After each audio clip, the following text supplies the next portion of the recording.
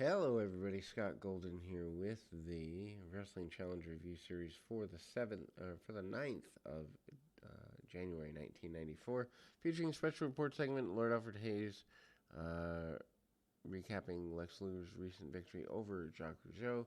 Also, following comments Luger on being part of the upcoming Royal Rumble, where he says he plans to win and get a shot at Yokozuna at WrestleMania.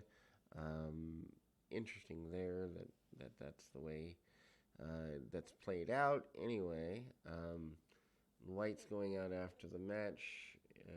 Highlights from the World Championship Yokozuna Handicap match the same weekend from Superstars. Lights go out after the match, teasing The Undertaker, but also a vignette promoting the debut of Thurman Sparky Plug, aka Bob Holly. And that's that as well, too. We go to Ludwig Borga defeating JS Storm via submission with a backbreaker. Not exactly a barn burner of a match, but you wouldn't expect one there, would you? I mean, it's there, but Borga, still doing kind of the modified MMA type gimmick for the time period. Nothing wrong with it per se, but it doesn't exactly lead to a whole bunch of supported deals here. Then we kind of move forward into the continuation of our Wrestling Challenge series. Borga gets the backbreaker and muscles his man up pretty aggressively here. The backbreaker is his source of victory. Lex Luger is allowed to be in the Royal Rumble, much to the chagrin of anybody who paying attention.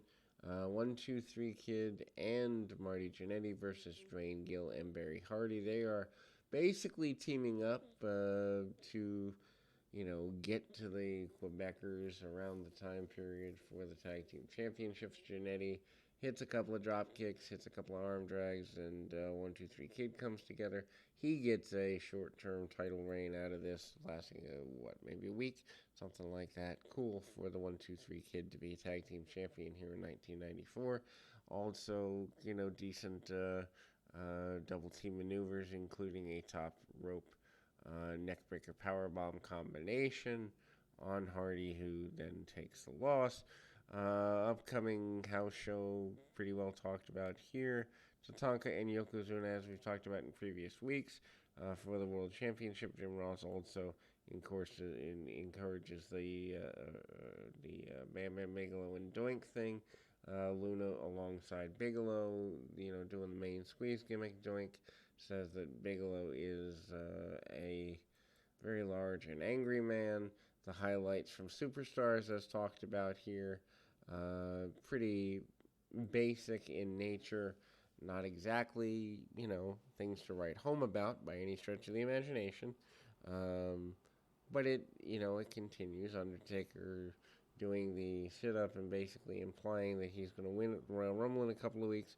Crush then moves into the enhancement challenge match role. Crush in this particular juncture, kind of a lost guy a little bit. Crush defeating Tim McNeely.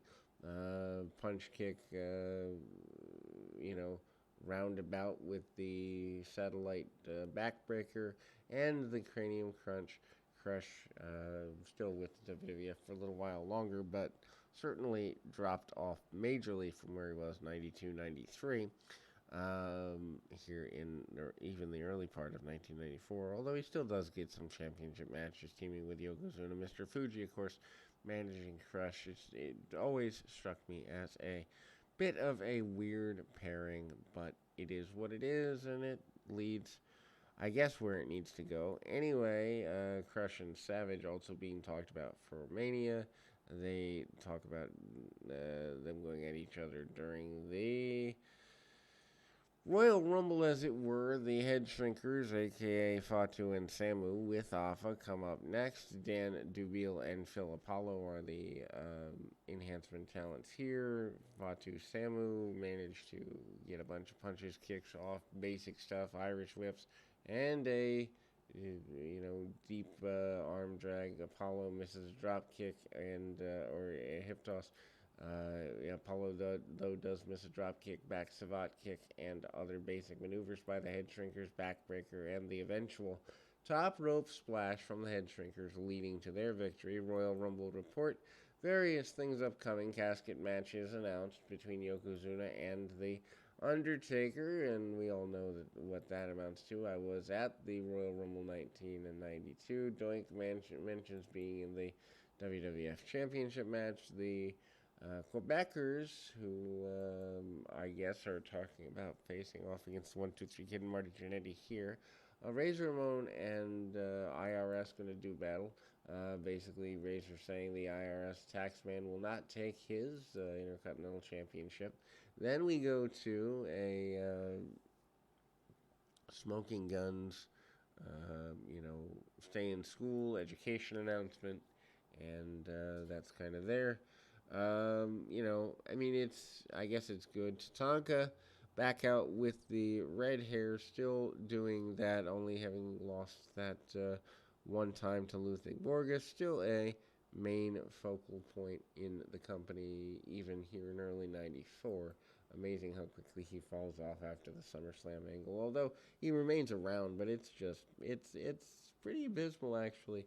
Tatanka though manages to take care of Jim Messinger with a couple of chops and eventually the Samoan drop. Then we go to The Undertaker versus Derek Domino as the closing match of the day. And ultimately it is what it is, and